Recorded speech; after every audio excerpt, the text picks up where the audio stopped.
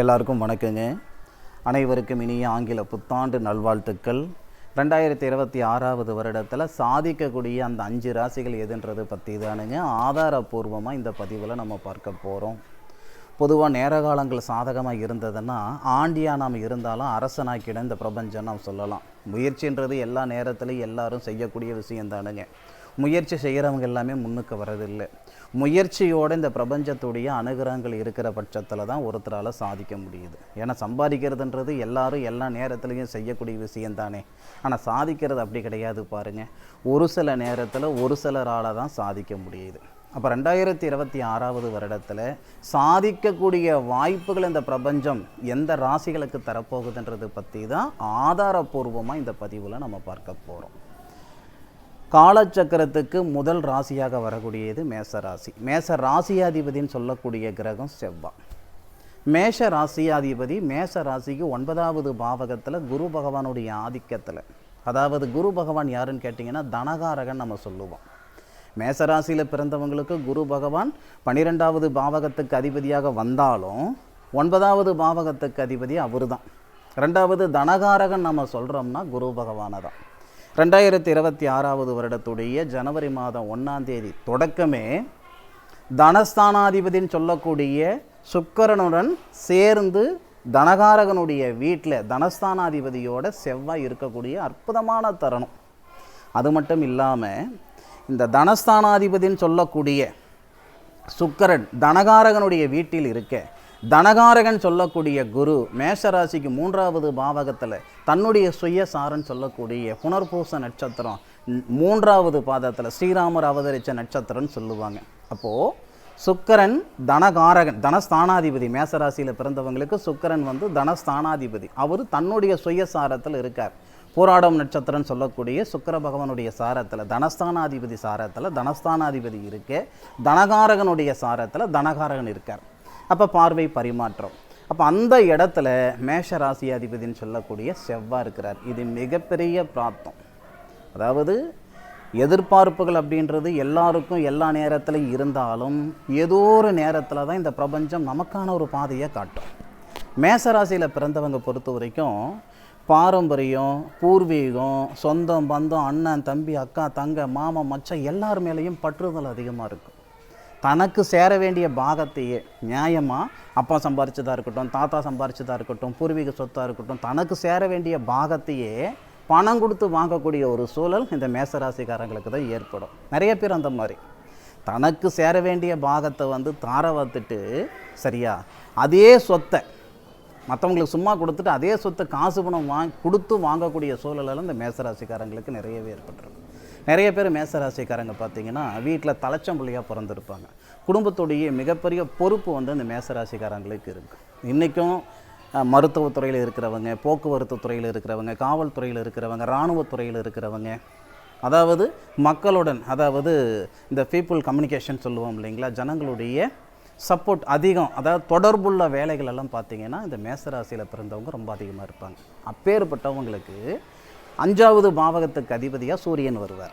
அப்போ சூரியன் செவ்வாயுடன் சேர்ந்து சூரிய மங்கள யோகமாக இருக்கிற தருணத்தில் இந்த தனகாரகன் சொல்லக்கூடிய குரு மேஷ ராசியாதிபதியை பார்ப்பார். அது மட்டும் இல்லாமல் மேஷ ராசிக்கு 7வது பாவகத்தையும் பார்க்கிறாரு, மேஷ ராசியாதிபதியும் பார்க்கிறாரு. முக்கியமான விஷயம் என்னன்னா மேஷ ராசிக்கு 10வது பாவகன் சொல்லக்கூடிய அந்த தொழில் ஸ்தானத்தையும் பார்க்கிறார். யார்? குரு. அதான் லாபஸ்தானத்தை பார்ப்பார்.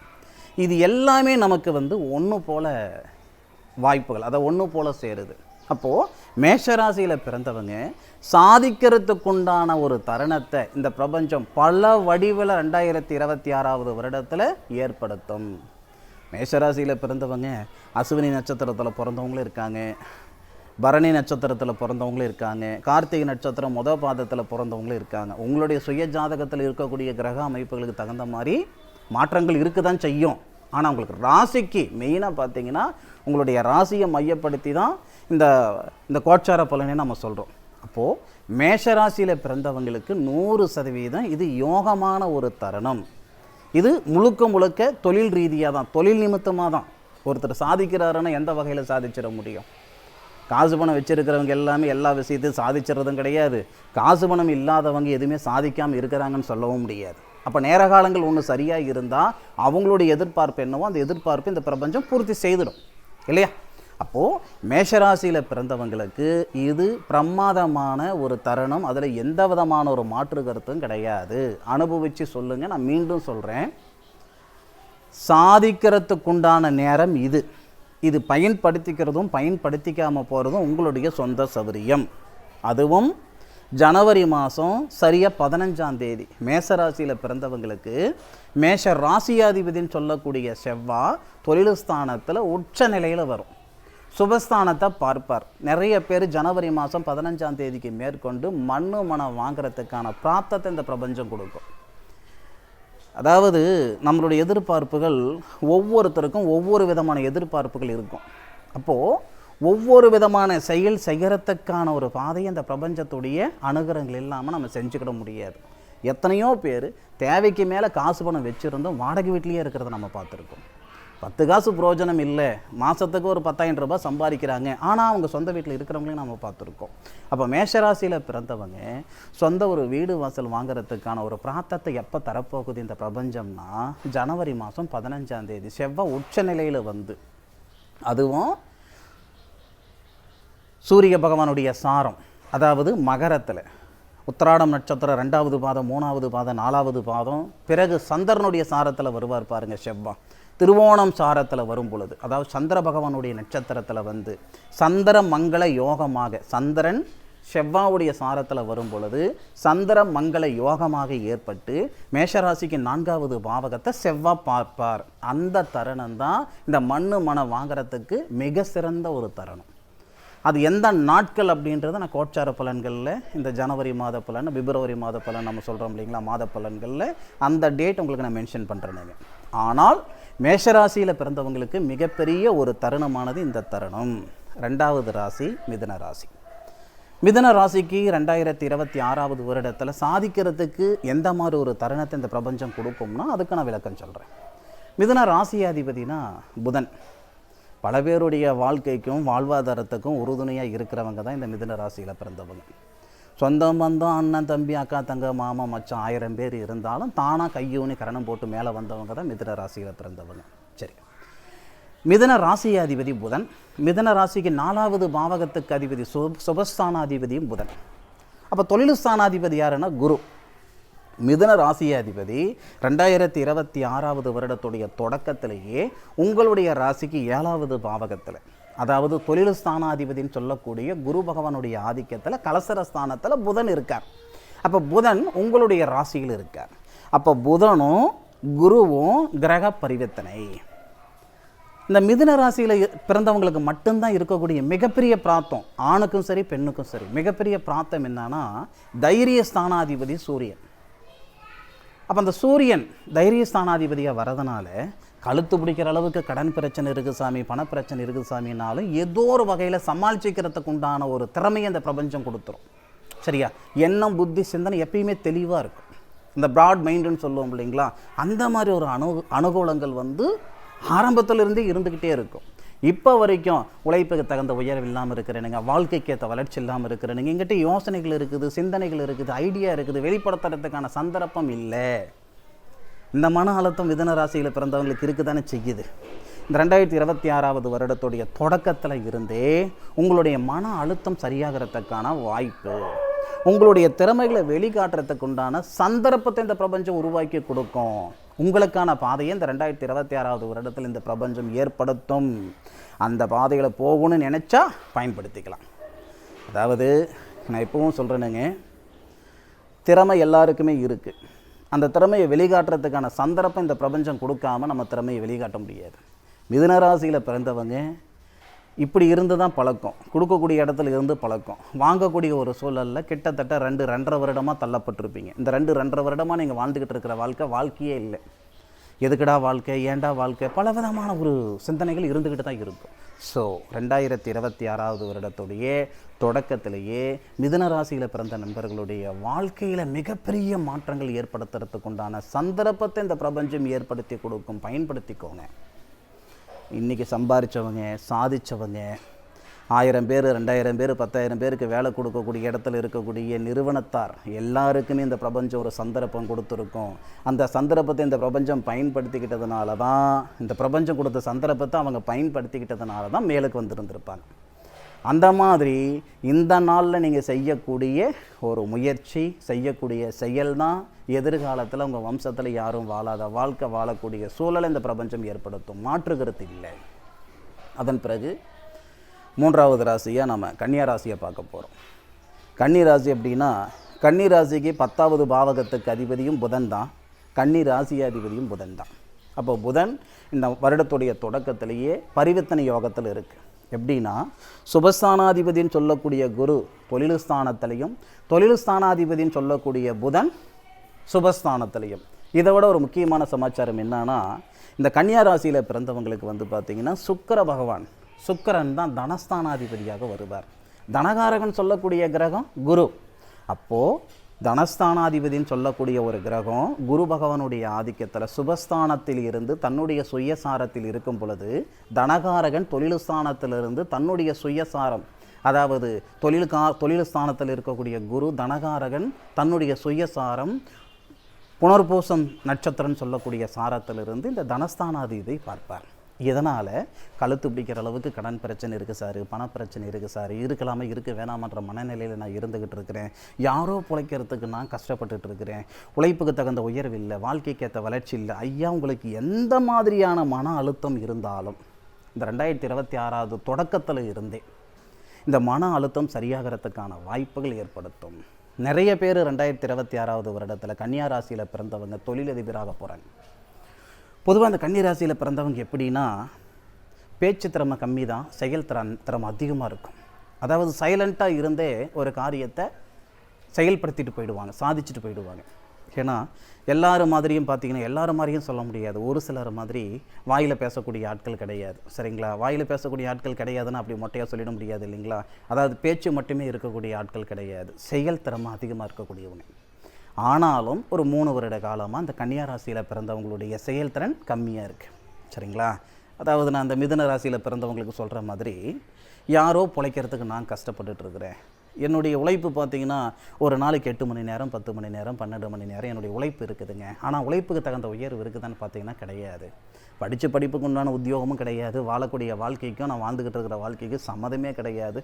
இந்த மாதிரியான மன அழுத்தம் கன்னியா ராசியில் பிறந்தவங்களுக்கு இருக்க தான் செய்யுது. ஆனால் இந்த தருணத்தில் இந்த 2026 2026 ஜனவரி மாதத்திலிருந்தே கன்னியா ராசியில் பிறந்தவங்களுக்கு ஒவ்வொருத்தருக்கும் ஒவ்வொரு விதமான மாற்றங்களை கொடுக்கும். பொருளாதார ரீதியாக இருக்கிற சங்கடங்களை சரிப்படுத்தும். ஃபஸ்ட்டு தொழில் ரீதியாக இருக்கிற சங்கடங்களை சரிப்படுத்தும். வெளியூர் வெளிநாடு போகிறதுக்கான வாய்ப்புகளை கொடுக்கும். முக்கியமாக அந்த திருமணத்தில் இருக்கக்கூடிய தடைகளை போர்க்கும். ஆக கன்னியா ராசியில் பிறந்தவங்களுக்கு கடன் பிரச்சனை முழுமையாக சரி கட்டிக்கிறதுக்கு உண்டான நேரத்தை இந்த பிரபஞ்சம் இந்த 2026 வருடத்தில் தரதான் போகுது. அனுபவித்து சொல்லுங்கள். பொதுவாக நிறைய பதிவில் நான் சொல்லக்கூடிய ஒரு விஷயம் என்னென்னா, ஆராய்ஞ்சு நான் பலன் சொல்லியிருக்கேன், நீங்கள் அனுபவித்து சொல்லுங்கள். நான் சொன்ன பலன் நடந்துதான் நடக்கலைன்றதை நீங்கள் அனுபவித்து சொல்லுங்கள். சரியா? இது மனுஷன் கொடுக்கக்கூடிய சந்தர்ப்பம் கிடையாது, இந்த பிரபஞ்சம் கொடுக்கக்கூடிய சந்தர்ப்பம், கடவுள் கொடுக்கக்கூடிய சந்தர்ப்பம். சரியா? மிகப்பெரிய மாற்றத்தை இந்த பிரபஞ்சம் கன்னியா ராசியில் பிறந்தவங்களுக்கும் ஏற்படுத்த தான் போகுது. பிறகு வரக்கூடிய ராசி விருச்சகம். ஒரே வார்த்தையில் சொல்லணும்னா, விருச்சிக ராசியில் பிறந்தவங்களுக்கு விடியல் பிறக்கக்கூடிய தருணமாக இருக்கும். என்ன சார் இந்த வார்த்தை நீங்கள் சொல்கிறதுக்கு என்ன காரணம்? விருச்சிக ராசினா, விருச்சிக ராசியாதிபதி யாருன்னு பார்த்தீங்கன்னா செவ்வாய். விருச்சிக ராசிக்கு 2வது பாவகத்தில் தனஸ்தானத்தில் தனகாரகன் சொல்லக்கூடிய குரு பகவானுடைய பார்வையில், தனகாரகன் குரு செவ்வாவை பார்க்குறாரு, செவ்வாய் குருவை பார்க்குறாரு. இதனால் குருமங்கள யோகம் ஏற்படுது. அதே மாதிரி இந்த விருச்சிக ராசிக்காரங்களுக்கு, அதாவது இந்த சனி பகவான் எப்போவுமே செவ்வாவுக்கு வந்து பார்த்திங்கன்னா சனி கெட்டவர் தான், சனிக்கு செவ்வாவும் கெட்டவர் தான். அப்போது விருச்சிக ராசியாதிபதி விருச்சிக ராசிக்கு 2வது பாவகத்தில் தனஸ்தானத்தில், குடும்பஸ்தானத்தில், படிப்பு ஸ்தானத்தில், உடலஸ்தானத்தில் இருக்கக்கூடிய சூழலில் விருச்சிக ராசிக்கு 10வது பாவகம், ஏன்னா விருச்சிக ராசியில் பிறந்தவங்களுக்கு மட்டுமே இருக்கக்கூடிய மிகப்பெரிய பிராப்தம் என்னன்னா, சுபஸ்தானாதிபதியாகவும் தைரியஸ்தானாதிபதியாகவும் சனி பகவான், தொழில் ஸ்தானாதிபதியாக சூரிய பகவான் வருவார்.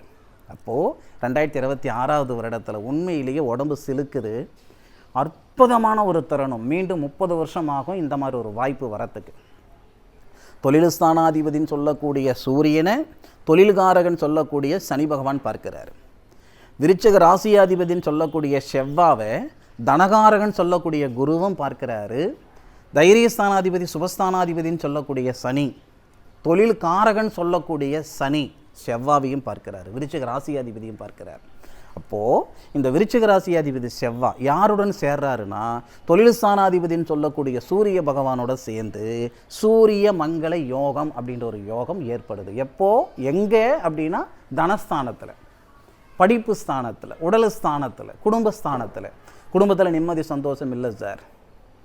ஆக்கும்போது இருக்கிற நிம்மதி சாப்பிடும்போது கிடையாது. பறக்க பறக்க பாடுபட்டாலும் பாட்டுக்கு தகுந்த பலன் இல்லை. இந்த மாதிரியான சங்கடங்கள், கணவன் மனைவிக்குள்ளே இருக்கிற கருத்து வேறுபாடு, பிரிஞ்சு போன தம்பதிகள், இவங்க எல்லாமே சரியாகிறதுக்கு உண்டான நேரத்தை இந்த பிரபஞ்சம் கொடுக்கும். சார் அதுக்கு ஆதாரம் என்ன சார்? விருச்சிக ராசியில் பிறந்தவங்களுக்கு திருமண ஸ்தானாதிபதி, திருமண காரகனாக வரவர் சுக்கிரன் விருச்சிக ராசிக்கு 2வது பாவகத்தில் குடும்பஸ்தானத்தில் குரு பகவானுடைய பார்வையில் இருக்கார், சுபஸ்தானாதிபதியுடைய பார்வையில் இருக்கார். அப்போது கணவன் மனைவிக்குள்ளே இருக்கிற கருத்து வேறுபாடு காணாமல் போயிடும். காதலர்களுக்கிடையிலே இருக்கக்கூடிய கருத்து வேறுபாடு காணாமல் போயிடும். அதே மாதிரி பிரிஞ்சு போன தம்பதிகள் ஒன்று சேருவாங்க. நிரந்தரமாக பிரிஞ்சு போனவங்களுக்கு மறுமணம் நடக்கிறதுக்கு வாய்ப்புகள் உண்டு. திருமணத்தில் இருக்கக்கூடிய தடைகள் எல்லாம் நீங்கிறதுக்கான சந்தர்ப்பம் இந்த பிரபஞ்சம் ஒருத்தருக்கு வாய்ப்பு தான் தரும். அந்த வாய்ப்பை பயன்படுத்திக்கிறது நம்மளுடைய புத்திசாலித்தனம் இல்லையா? விருச்சிக ராசியில் பிறந்தவங்களுக்கு பல வடிவில் இந்த பிரபஞ்சம் யோகமான ஒரு நேரத்தை, அனுகூலத்தை தரப்போகுது. சுயமாக தொழில் தொடங்கணுமா? 10 கூடிய தொழில் ஸ்தானாதிபதி சூரியன் உங்கள் ராசியாதிபதியோடு சேர்ந்து சூரிய மங்கள யோகமாக ஏற்படுறார். தொழில்காரகன் உங்கள் ராசியாதிபதியை பார்க்கிறார். தொழில்காரகன் சொல்லக்கூடிய சனி பகவான் உங்கள் ராசியாதிபதி செவ்வாய் பார்க்கிறார். பிரமாதமான நேரம், அருமையான நேரம், அற்புதமான நேரம். ஒரு ஜாதகத்தில் தனஸ்தானாதிபதியும் 6வது பாவகத்துக்கு அதிபதி ருணரோக சத்துருஸ்தானாதிபதியும் தொழில் ஸ்தானாதிபதியும் இவங்களுடைய தொடர்பு மட்டும் இருந்ததுன்னா மிகப்பெரிய ஒரு சாதனையாளராக அவங்க வருவாங்க. என்ன காரணம்னா தனஸ்தானாதிபதி படிப்பு, உடல் ஆரோக்கியம், குடும்பஸ்தானம், வருமானம், சரிங்களா? தனம் 2வது பாவகம். 6வது பாவகம்னா நம்மக்கிட்ட இருக்கக்கூடிய திறமை என்னவோ அந்த திறமையை வெளிப்படுத்துறதுக்கான சந்தர்ப்பத்தை ஏற்படுத்தி கொடுக்கும். சரியா? எத்தனையோ பேர் தகுதி இருந்தும், எல்லா திறமை இருந்தும் அந்த திறமை வெளிக்காட்ட முடியாமல் நிறைய பேர் இருக்காங்க. சரியா? அப்போ அந்த திறமையை வெளிக்காட்டுறதுக்கான சந்தர்ப்பம் எப்போ வரும்னா 6வது பாவகத்துக்கு அதிபதி எப்போ பலமாகிறாரோ அப்போ தான் வரும். அப்போ விருச்சிக ராசியில் பிறந்தவங்களுக்கு 6வது பாவகத்துக்கு அதிபதி யாருன்னு கேட்டிங்கன்னா செவ்வாய் தான். தனஸ்தானாதிபதி யார்? குரு. தொழில் ஸ்தானாதிபதி யார்? சூரியன். அப்போ 3மே அந்த இடத்துல கம்யூனிகேஷன், தொடர்பு ஏற்படுது இல்லை? அப்போ இதை விட ஒரு நல்ல நேரம் விருச்சிக ராசியில் பிறந்தவங்களுக்கு வேணுமா? சொல்லுங்கள் பார்க்கலாம். ஐயா, இது உங்களுக்கு உண்டான நேரம். பயன்படுத்திக்கிறதும் பயன்படுத்திக்காமல் போகிறதும் உங்களுடைய சொந்த சௌகரியம். சரியா? அடுத்தபடியாக பார்த்தீங்கன்னா கும்பராசி. இந்த கும்பராசியாதிபதினு சொல்லக்கூடிய சனி பகவான் கும்பராசிக்கு 2வது பாவகத்தில் தனஸ்தானத்தில் தனகாரகன் சொல்லக்கூடிய குரு பகவானுடைய நட்சத்திரத்தில், குபேரர் அவதரித்த நட்சத்திரம்னு சொல்லுவாங்க. பொதுவாக ஒவ்வொரு நட்சத்திரத்திலையும் ஒவ்வொரு அதிதேவதைகள் பிறந்திருக்காங்க. நம்ம ராசிகளுக்கு கொடுக்கக்கூடிய முக்கியத்துவத்தை நட்சத்திரங்களுக்கு கொடுக்கறது இல்லையே. இந்த கும்ப ராசியாதிபதினு சொல்லக்கூடிய சனி குபேரர் அவதரித்த நட்சத்திரம்னு சொல்லக்கூடிய புரட்டாதி நட்சத்திரத்தில் 4வது பாதத்தில் இருக்கக்கூடிய தருணத்தில் தான் இந்த வருடம் பிறக்கப்படுது. இந்த 2026 பிறக்கப்படுது. அப்போது அந்த சனி பகவானுக்கு சாரம் கொடுத்தவர் தனகாரகன் தனஸ்தானாதிபதி குரு உங்கள் ராசியும் பார்க்கிறார், கும்பராசியும் பார்க்கிறார். கடன் பிரச்சனை அதிகமாக இருக்குதுங்க, இருக்கலாமா இருக்க வேணாமான்ற மனநிலையில் ஏகப்பட்ட பேர் இருப்பாங்க. கடன் வாங்கிட்டனுங்க கட்ட முடியலையன்ற சங்கடங்கள் ஒரு சிலருக்கு இருந்தாலும் கடன் கொடுத்துட்டனுங்க வாங்க முடியல. ஏன்னா இந்த கும்பராசியில் பிறந்தவங்க சொந்தம் பந்தம், அண்ணன் தம்பி, அக்கா தங்க, மாமன் மச்சான் 1000 பேர் இருந்தாலும் தானாக கையை ஊனி கரணம் போட்டு மேலே வந்தவங்க ஜாஸ்தி. இன்றைக்கும் மற்றவங்களுடைய வாழ்க்கைக்கும் வாழ்வாதாரத்துக்கும் ஏதோ ஒரு வகையில் நீங்கள் உறுதுணையாக இருப்பீங்களே தவிர அடுத்தவங்களை சார்ந்து நான் வாழ்ந்துக்கிட்டு இருக்கிறேனுங்க, அண்ணனை சார்ந்து வாழ்ந்துக்கிட்டு இருக்கிறேன், அப்பாவை சார்ந்து வாழ்ந்துக்கிட்டு இருக்கிறேன் கிடையாது. இப்போவும் 1000 கஷ்டங்கள் இருந்தாலும் ஏதோ ஒரு வகையில் நீங்கள் முன்னுக்கு வந்துடணுன்ற ஆதங்கத்தில் ஓடிக்கிட்டு இருப்பீங்க. ஓட்டம் இருக்குதே தவிர ஓட்டத்துக்குண்டான ஒரு பலன் இல்லாமல் இருக்கிறீங்க. இந்த 2026 வருடத்துடைய தொடக்கத்திலேயே தனஸ்தானாதிபதின்னு சொல்லக்கூடிய கிரகம், தனகாரகன் சொல்லக்கூடிய கிரகம் உங்களை பார்க்கிறாரு. உங்கள் ராசியாதிபதிக்கு சாரம் கொடுக்குறாரு. உங்களுடைய ராசிக்கு 3வது பாவகன் சொல்லக்கூடிய அந்த தகரிய ஸ்தானாதிபதின்னு சொல்லக்கூடிய அந்த செவ்வாவை உங்கள் ராசியாதிபதி பார்க்கிறார். செவ்வாவை உங்கள் ராசியாதிபதி பார்க்கிறார். செவ்வாய் உங்கள் ராசியாதிபதி சனியை பார்க்கிறார். முன்னேற்றத்தில் இருக்கக்கூடிய தடைகள் சரியாகும். முன்னேற்றத்துக்கு முட்டுக்கட்டையாக இருக்கக்கூடிய தடைகள் நீங்கும். 4வது பாவகத்துக்கு அதிபதி சுபஸ்தானாதிபதி. அப்போது மாடு பால் கறக்கிறதுக்கும் பூனை குடிக்கிறதுக்கும் சரியாக இருக்குது ஐயா. 7.5 சனி வேற சொல்கிறாங்க. அதனால் அப்படின்னா இந்த சுபஸ்தானாதிபதின்னு சொல்லக்கூடிய சுக்கிரன் கும்பராசிக்கு 11வது பாவகத்தில் லாபஸ்தானத்தில் லாபஸ்தானாதிபதின்னு சொல்லக்கூடிய குருவுடைய பார்வை.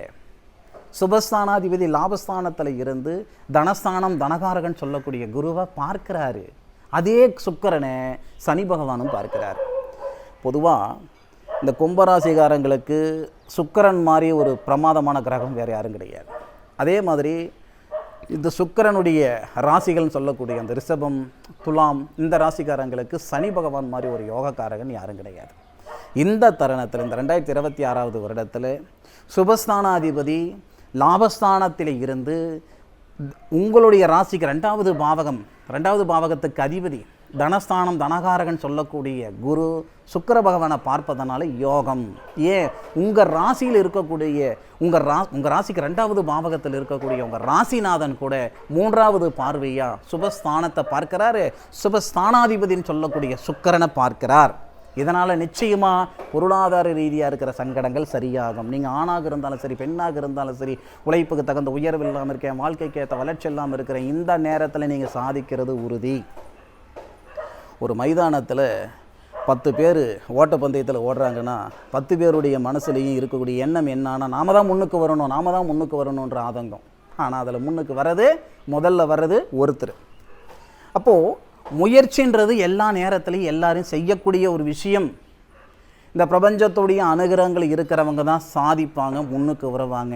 அதாவது இந்த மீனத்தில் இருக்கக்கூடிய சனி, அதாவது கும்பராசியில் பிறந்தவங்களுக்கு கும்பராசியாதிபதி மீனம் 2வது பாவகத்தில் இருக்கக்கூடிய சூழல் நிச்சயமாக இந்த நேரத்தில் மிகப்பெரிய வெற்றியை கொடுக்கும், சாதிக்கிறதுக்கு உண்டான நேரத்தை கொடுக்கும். சரியா? நம்ம என்ன தான் விழுந்தாலும் உருண்டுனாலும் புரண்டனாலும் ஒற்றை மண்ணு தான் ஒட்டும். இதெல்லாம் ஒரு புறம் இருக்கட்டும். நம்ம தலையில் எழுதியிருக்கிற அந்த தலையெழுத்து இந்த நேரத்தில் சாதகமாக இருக்குதுன்றதை மட்டும் மனசில் வச்சுக்கோங்க. துணிஞ்சு செயல்படுங்க. உங்கள் வாழ்க்கை நல்லாயிருக்கும், வாழ்வாதாரம் நல்லாயிருக்கும். கும்பராசியில் பிறந்தவங்களுக்கு மன அழுத்தம் நீக்கும், தொழில் ஸ்தானத்தில் நிம்மதி சந்தோஷம் ஏற்படுத்தும். ஏன்னா தொழில் ஸ்தானாதிபதின்னு சொல்லக்கூடிய கிரகம் செவ்வாய். தொழில் ஸ்தானாதிபதி லாபஸ்தானத்தில் இருக்க கும்பராசி அதிபதினு சொல்லக்கூடிய சனி செவ்வாவை பார்க்கிறாரு. செவ்வாய் தொழில் ஸ்தானாதிபதி உங்கள் ராசிக்கு 2வது பாவகத்தில் இருக்கக்கூடிய உங்கள் ராசிநாதனான சனியை பார்க்கிறார். தனகாரகன் குரு, தனஸ்தானாதிபதி குரு லாபஸ்தானத்தில் இருக்கக்கூடிய செவ்வாவை பார்க்கிறார். தொழில் ஸ்தானாதிபதினு சொல்லக்கூடிய செவ்வாவை பார்க்கிறார். அந்த செவ்வாய் தொழில் ஸ்தானாதிபதி தனஸ்தானாதிபதினு சொல்லக்கூடிய தனகாரகன் சொல்லக்கூடிய குருவை பார்க்கிறார். ஐயா 1000 எடுத்துக்காட்டு உங்களுக்கு நான் சொல்லுவேன். நான் பேசிகிட்டே இருப்பேனுங்க. ஏன்னா எல்லாத்துக்கும் ஆதாரம் கொடுக்குறேன். ஆதாரம் இல்லாமல் நான் சொல்லலை. மடியில் கனம் இருந்தால் தான் வழியில் பயம். புரியுதுங்களா? ஆதாரம் இல்லாமல் ஒரு வார்த்தை சொல்லிவிட்டு ஒருத்தர் ஒரு வார்த்தை சொல்கிற அளவுக்கு நான் வச்சுக்க மாட்டேன். நான் வணங்குற முருகர் மேலே ஆணையாக சொல்கிறேன், 100% சாதிக்கிறதுக்கு உண்டான நேரம் இந்த நேரம். சாதிக்கிற இடத்துக்கு நீங்கள் போகிறதும் இல்லை சம்பாதிக்கிற இடத்துலையே இருக்கிறதும் உங்களுடைய சொந்த சௌகரியம். இது உங்களுக்கு உண்டான நேரம். அதை மட்டும் மனசில் வச்சுக்கோங்க. இந்த 5 ராசிகளுக்கு மட்டும் கிடையாது, தனித்தனியாக ஒவ்வொரு ராசிக்கும் நான் பலன் சொல்லியிருக்கிறேனுங்க. முழுமையாக போய் பாருங்கள். 2026 வருடத்தில் சாதிக்கிறதுக்குண்டான ஒரு தருணம் இந்த பிரபஞ்சம் எல்லாருக்கும் கொடுக்க தான் செய்யுது. எந்தெந்த தருணம்ன்றது ஒவ்வொரு ராசிக்கு நான் பலன் சொல்லியிருக்கிறேனுங்க, பார்த்துக்கிடுங்க. இந்த பதிவு இந்த மேஷ ராசிக்காரங்களாக இருக்கட்டும், மிதன ராசிக்காரங்களாக இருக்கட்டும், கன்னியா ராசிக்காரங்களாக இருக்கட்டும், விருச்சகம், கும்பம், இந்த 5 ராசி நண்பர்களுக்கும் மிகப்பெரிய ஒரு மாற்றங்களை கொடுக்கும். அதில் எந்த விதமான மாற்று கருத்தும் கிடையாது.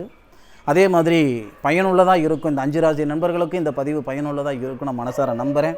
இந்த பதிவு பற்றி உண்டான கருத்துக்களை கமெண்ட் பாக்ஸில் பதிவு பண்ணுங்கள். மீண்டும் அடுத்த ஒரு அற்புதமான தருணத்தில் உங்கள் அனைவரையும் சந்திக்கும் வரை உங்களிடமிருந்து விடைபெறுவது உங்கள் வீட்டு ஜோதிட நண்பனான மா காளிதாஸ் மணிகண்டன். திருச்சிற்றம்பலம். வாழ்க வையகம், வாழ்க வளமுடன்.